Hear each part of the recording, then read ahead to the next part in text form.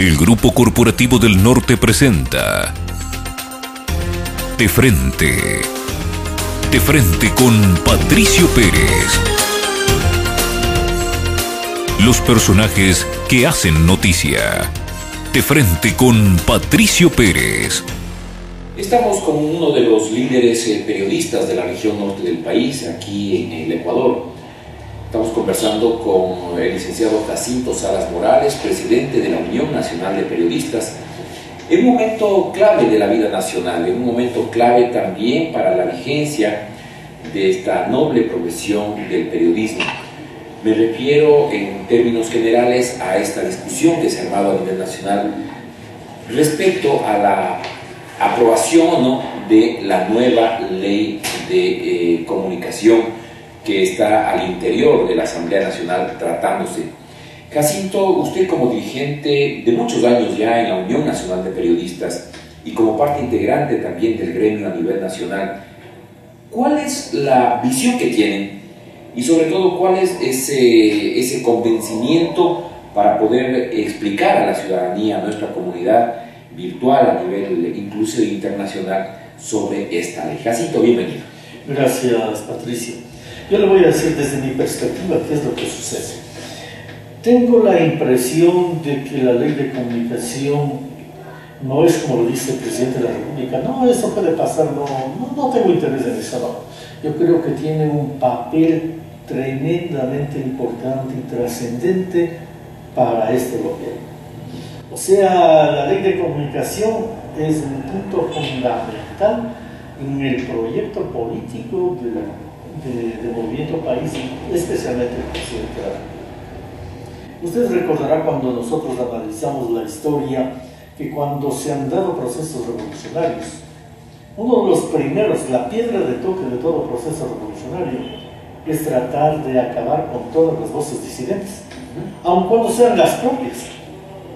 Si examinamos un poquito más atrás lo que ha sucedido, por ejemplo, con Movimiento País, de sus propios afiliados, de quienes iniciaron el movimiento y están callados. Es decir, ¿por qué? Porque todo proceso revolucionario lo que trata es de mantener una línea, la línea del líder, del líder máximo. ¿Se trata de un proceso revolucionario, Jacinto? Por lo menos muchos han calificado al presidente, por ejemplo, como un representante fiel del populismo. Otros, un poco más audaces, para utilizar un término, lo ubican en la derecha, cuando él habla de un proceso de izquierda revolucionario y que es parte de un socialismo del siglo XXI. Tal vez la historia juzgará un poco y analizará. Yo creo que se han dado cambios y cambios fundamentales, a regañadientes o imponiendo su propio punto de vista, pero se están dando esos cambios. Pero lo que pasa es que en el fondo hay un proyecto político. ¿Proyecto político que quiere llegar a dónde? ¿O con qué visión? Eso es lo que yo por lo menos no identifico entonces el proyecto político. Lo que yo creo es que, como dicen algunos, es un revisionista y es un transformador. Casi, digamos, si es que volviéramos los teóricos del marxismo podrán decir algo de lo que fue incluso criticado por el propio Marx. Entonces son revisionistas. Yo digo para mí que más bien lo que nosotros estamos viviendo es un neogarcianismo, porque cuando comparamos un poco lo que está sucediendo, encontramos similitudes entre lo que es este gobierno y lo que fue García Moreno. García Moreno también fue un gran transformador. Fíjese lo que hizo la educación, lo que él pensó en lo que tenía que ser la educación superior. Cuando la Politécnica trajo expertos internacionales, o cuando hubieran sido sacerdotes, pero es el que sentó las bases de una transformación en una visión casi, dijéramos, modernista de la educación. Él también fue el que inició el ferrocarril, porque no vayan a pensar que ha sido solamente Alfaro. Él fue el que inició 50, casi 40 años antes, y entonces construyó, me parece que son 38 kilómetros desde Guayaquil hacia la sierra. ¿Por qué entonces esa situación de querer hacer ver a una oposición política primero, que está en contra de ese proyecto, que a propósito usted nos da pautas de que puede ser un proyecto político positivo para el país? Claro. ¿Y por qué dentro de esta oposición se inmiscuyen los medios de comunicación y ciertos periodistas a los que el presidente los ha calificado como elementos políticos, como actores políticos? Y yo creo que el proyecto político que no se identifica bien puede tener cosas positivas, pero lamentablemente en el camino tiene muchas cosas negativas, y una de las cosas negativas es precisamente el desconocimiento de las leyes, de irse sobre las leyes. La ley le queda estrecha al presidente de la República. En unas últimas declaraciones ya se está pensando en que hay que reformar la Constitución de Montecristi. Esta Constitución que debía vivir 300 años o 1000 años, ahora ya es necesario reformarla. ¿Por qué? Porque los que estuvieron en Montecristi no aceptaron el punto de vista del señor presidente de la República. Entonces, la ley de comunicación que se quiere imponer en el país es una ley que quiere o que debe servir, desde mi perspectiva, debe servir a ese proyecto político, que es el proyecto político de una persona o de un movimiento, pero no un proyecto político del país. Es decir, la ley de comunicación no va a servir para que todos vivan la libertad de expresión, vivan la libertad de opinión, vivan la libertad de prensa, sino que es una ley de comunicación que, en la medida en que se aparte o critique o discrepe o disienta del proyecto político, tiene que ser sancionada, tiene que ser castigada. ¿La ley de comunicación trata de delimitar, o trata de regular, o trata de sancionar? Yo creo que hay dos cosas. La primera es limitar y la segunda es sancionar. Se sanciona o se limita a través de las sanciones. Cuando usted ve algunos artículos, lamentablemente no tengo yo aquí la ley de comunicación, pero por ejemplo nos habla de los aspectos deontológicos. Tienen que ser impuestos por los propios médicos, porque se refieren a las actitudes, a los comportamientos de los médicos frente a su profesión. La deontología aparece con las profesiones. Entonces yo no le puedo, yo periodista, decir, usted médico tiene que portarse así. Tienen que ser los propios Son los propios médicos los que, comprendiendo, los que analizando la situación, comienzan a establecer el comportamiento ético de los médicos. Y en el caso de la ley de comunicación deberían ser los periodistas. Y nosotros tenemos el código de ética. Pero ¿quién nos dio el código de ética? Son los propios periodistas que se reunieron y dijeron, este es nuestro código de ética. Entonces, ahora, ¿cuál es el problema grave? Que esos códigos éticos se están transformando prácticamente en ley.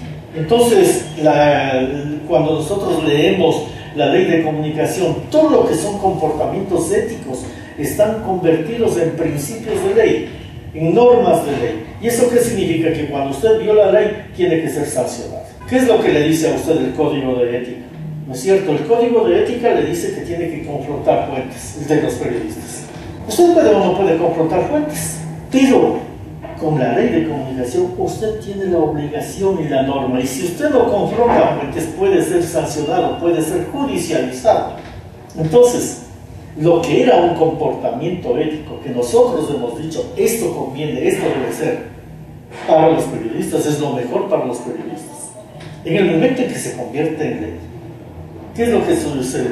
Que a usted le llevan ante un juez y el juez le sanciona. Entonces, lo que debería ser comportamiento ético, que nace de su propia conciencia, de su propia ser, ahora ya está regulado por la ley. Entonces, ¿dónde quedó ahí una contradicción absoluta? Y eso podríamos ir analizando punto por punto de lo que sucede. Y hay otro aspecto fundamental que usted sabe. ¿Qué es lo que pasa en el diario El Universo? El diario El Universo le contrata al señor Palacio. El señor Palacio escribe su artículo. Supuestamente le hundió al presidente, le calumnió al presidente, no nos vamos a meter en esa discusión. Pero viene el juicio, y en el juicio los señores abogados y el señor juez después dicen que los señores dueños del diario El Universo son tan responsables del artículo como el señor Palacio. Entonces se inventan la responsabilidad o la autoría coadyuvante. ¿Por qué? Porque debían haberle prohibido al señor Palacio escribir eso. O ellos son culpables porque Palacio fue contratado por ellos. Entonces, porque le contrataron, no son responsables. Entonces, fíjese cómo... Perdón, Jacinto, ¿qué gana el país con esta ley? Hablo del país. No hablo de los medios de comunicación ni de los periodistas, porque de alguna forma sí nos empiezan a limitar la cancha. Pero ¿y el país? Porque muchas veces se ha dicho de que la libertad de expresión como tal es un derecho que tiene relación directa con la comunidad. con la ciudadanía y no solamente y exclusivamente con los periodistas. Yo creo que eso es lo que lamentablemente no nos damos cuenta de lo que pierde el país. Se limita tremendamente la libertad de expresión, la libertad de opinión. Es decir, se está comenzando a sancionar y sobre todo desde el punto de vista legal, incluso con la cárcel, hasta la opinión de las personas. Entonces yo le digo, este señor es un vago. Entonces ese señor no puede seguir diciendo que le estoy acusando de vago porque no tengo las pruebas de que es vago. Puede no hacer nada, pero él no puede ser calificado de vago. Entonces yo le he calumniado al señor. Yo tengo, de acuerdo con la ley, puedo ser enjuiciado, sancionado, lo que sea. De ahí es que viene el problema también de la protesta social, que está también judicializada y penalizada. Entonces, usted me preguntaba, ¿qué pierde el país? Yo creo que pierde las libertades. Si ya no habrá libertad... Con la ley de comunicación. La ley de comunicación, y más todavía que se complementa con el Código Penal. Es decir, todo está unido. Por eso yo creo que lo importante es destacar de que todo esto apunta simplemente a consolidar el proyecto político, a evitar toda aquella voz discrepante que en algún momento critique o disienta o critique el proyecto político o los comportamientos políticos de quienes están al frente de este proyecto político. Ese es mi punto de vista. Hay unas dos inquietudes finales, Jacinto. La primera, ¿están cumpliendo su papel, no sé, ético, profesional, de orientación a la comunidad, los medios públicos? ¿Cuál es el rol que están jugando? Bueno, de lo poco que llega acá o que nos regalan el periódico El Ciudadano, yo creo que no se puede decir que está sirviendo a la comunidad. Si usted ve página tras página, todo es del gobierno, y el gobierno es lo que mejor le pasa al país en este momento. No hay posibilidad de crítica, no hay posibilidad de análisis, todo está bien hecho. Entonces no son medios públicos, son medios gubernamentales antes que estatales. No son medios estatales, son medios gubernamentales, sería mejor decir. Entonces el periódico El Ciudadano, el periódico El Telégrafo, los medios de televisión son medios de relación pública del gobierno, y eso lamentablemente no lo tiene. Y finalmente, Jacinto, ¿usted va a seguir, pese a las críticas, observando lo que pasa en su ciudad? ¿O en algún momento tendrá que frenar también algo para que no afecte el criterio que tiene, por ejemplo, la principal autoridad del cantón frente al desarrollo de Ibarra? ¿Cómo ha ocurrido en las últimas semanas? Bueno, yo creo que un periodista que se identifica con su ciudad tiene que seguir manteniendo su punto de vista y expresando lo que él piensa que debe ser. No cómo debe administrarse la ciudad, pero sí viendo las cosas que están sucediendo. Simplemente nosotros estamos, como usted lo dice bien en el editorial del día lunes, estamos viendo lo que la ciudad pide, lo que la gente pide, la gente reclama. Muchísimas gracias a Jacinto Salas, presidente de la Unión Nacional de Periodistas, Núcleo de Ibarra.